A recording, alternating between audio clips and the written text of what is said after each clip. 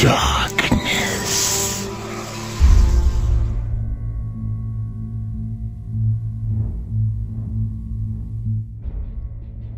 I am completely in love with the Revenant. What's up guys, Deroir here and welcome to another episode of Hype Time. These past couple of days have given us nothing less than an overflow of information about the awesomeness that is the Revenant. These two legends, John and Roy, have been sharing out all the goodies throughout the week and went on the POI livestream where they almost gave Ruby a heart attack for basically showing off anything they could get close to. Oh, I got this. I got it. Oh, on, yeah. John. Oh, look Come at that. Oops, what's that? Oh man. Oh, that, hey. That gust. What's that? That's like a weird That air gust of current. wind or something. Yeah, I wonder what that is. Yeah. I don't know what it is, It's but pretty cool. it looked cool. It helps you you're glide. There we go.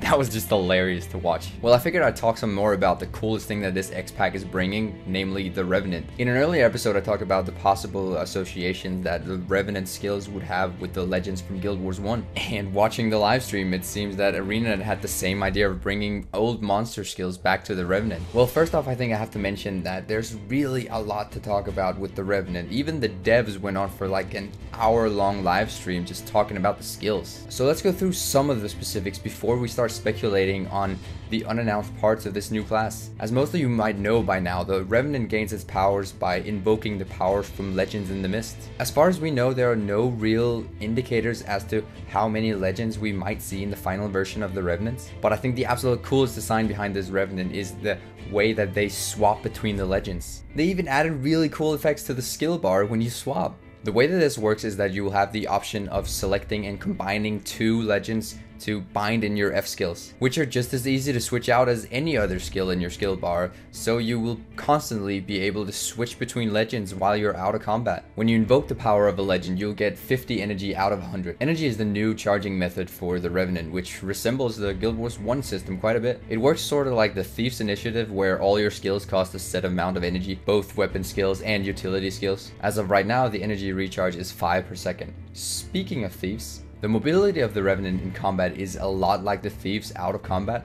but he's definitely not as mobile as the Thief when not in a fight drawing upon the mists. That's honey to my ears. A heavy class with the mobility of a Thief is everything I ever wanted, except for like that Ferrari. And seeing the gameplay that was shown in the livestream, I definitely see the potential for this, especially with the Maze Axe combo.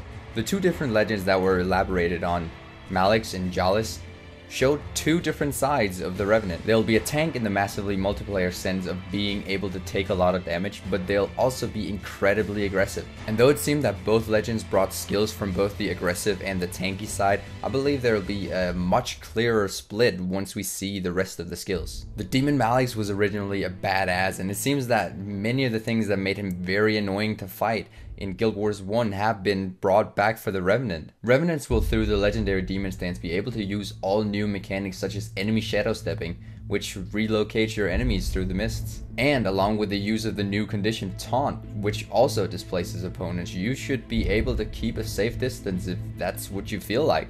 Another very interesting concept with the demon stance is that revs will be thriving on conditions, dealing more damage and slashing out more conditions on foes depending on how many conditions you yourself have. This, along with the new boon called resistance, which will nullify condition effects on you, revs might as well just eat up as many condies as possible. And with the elite upkeep skill, you can also pulse out all these conditions to surrounding foes. I sincerely hope that revs will bring a whole new dimension and viability to conditions. Just looking at one of the traits that was shown, called Bolstered Anguish. This trait increases damage by 3% for each condition on you, just like compounding power for mesmer illusions, but with the rev you're not limited to just the 3 stacks. I'm hoping for something really good here. Well, moving on. The skills you get from invoking Jalis' legendary dwarf stance are weighted a bit more towards the tanky side. That was clear, especially with the elite skill Rite of the Great Dwarf, which turns the Revenant and party members into stone, boosting defense and power. One of the coolest skills though is Vengeful Hammers, which is also one of these new types of skills called an upkeep skill. The way that these upkeep skills work is that you can basically have them running as long as you have the energy to sustain it. So say you have an upkeep skill that drains 7 energy per second and your regeneration is 5 per second. You do the math.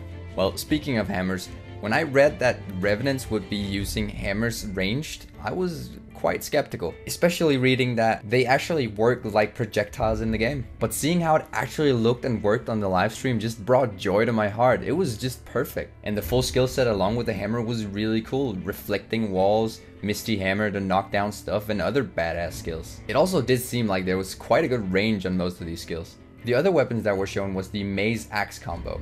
This weapon combo was designed to align enemies with the CC and movement skills from the axe and then dealing out some major damage and conditions with the mace. Now it looked to me like the mace could only be slotted into the main hand and axe only offhand. Perhaps it's just locked for now, same as some of the trait lines. But it could be that there would be no switching between these. Also, one thing to note, with the Revenant you don't swap weapons, you swap legends. Once in combat you're stuck with the weapons you've equipped. But it seems like there's no real problem with choosing any of these three weapons, since the mace cleaves, the axe gives mobility, and the hammer is piercing, leaving room for maximum hits either way. Well, going back to the traits. Corruption deals with malice and conditions. Retribution is more tanky, aligned with jealous, and Invocation is more about the profession mechanic itself. I said earlier that there was no real indicators as to how many legends we would see in the game, but going with the logic that Roy puts forth, I guess I was wrong. And so the two hidden trait lines would then symbolize the remaining legends. The question is now, who will take these two spots? Who goes well with the style of the Revenant? Let me just name a skill for you guys. Echoing Banishment. Target foe is banished to the mist and his spirit bound to Shiro.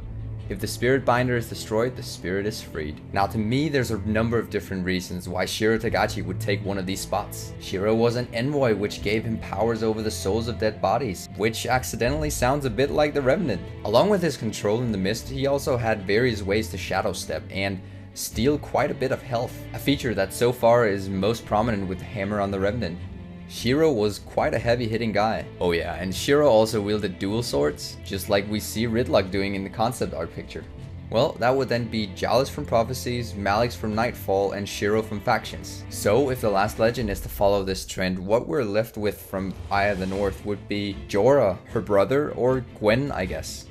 But honestly, I'd probably prefer some legends that are more legendary than that. Perhaps someone like Rurik, whose sword I still believe Ridlock got through the mists. But more on that in the previous video. Now there's a lot more information regarding the specifics of the Revenant.